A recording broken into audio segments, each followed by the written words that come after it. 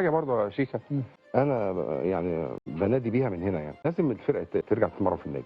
تتمرن بره؟ تتمرن في الكليه الحربيه. لازم الفرقه ترجع تتمرن في النادي، ودي هتفرق مع اللعيبه وهتفرق مع معتمد وهتفرق مع مجلس الاداره وهتفرق مع الجمهور. ليه يا كابتن اسماعيل؟ ليه؟ احساس مكانك انت داخل بيتك، بتمرن وبعمل ريكفري بره وبعمل حاجاتي بره. طب هم بيخرجوا بره بس عشان المعلومه اللي عندي ان هم بيخرجوا بره لانه مفيش كل حاجه مش موجوده. كل حاجه موجوده. لا، كل حاجه موجوده والله. في تحضير الجيم والتجهيزات كل حاجه موجوده، في تحضير ليها في الفتره. الملعب اللي انت رحته هل كان فيه جيم؟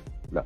الملعب اللي هم بيتمرنوا عليه مفيش جيم. اتنقل بعد ما قلنا، بس انت في ناديك يا ابراهيم عندك الجيم، عندك الريكفري، وعندك كل حاجه. انا ابراهيم لواحد من الناس مع كل العمر ده لو ما رحتش اتمرنت في النادي اتعب، بس في ملعب غريب انا زي الغريب مؤكده. انت يعني. احنا عندنا مشاكل في الفلوس، ما اروحش ادفع فلوس في ملعب بره النادي.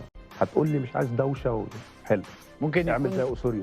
طبعا كابتن محمد حسن زملكاوي من الناس المحترمه اللي انا بحبها، بس الشغلانه بتحكمني، معلش الشغلانه بتربطني.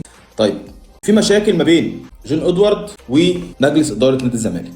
ايه المشاكل؟ جون ادوارد بيقول لك انا مش عاوز اخلي تدريباتي في 100 عقبه، انا عاوز انقل لملعب تاني، تدريباتي كلها في ملعب تاني. طب الملعب دوت مرتبه شهريا مليون. طب هو طبيعي انقل اجهزتي وانقل كل حاجه واروح ملعب تاني وانا اصلا ما عنديش فلوس؟ انا اصلا معيش فلوس. ايجار الملعب مليون شهريا، مليون شهريا. طب هو انا هلم اجهزتي وهروح رايح على ملعب تاني وادفع مليون كل شهر؟ انا فين؟ بس انا عايز اعرف فين مجلس اداره نادي الزمالك؟ ازاي انت بتقبل بحاجات مفيش عاقل يستوعبها، مفيش عاقل يقتنع بيها؟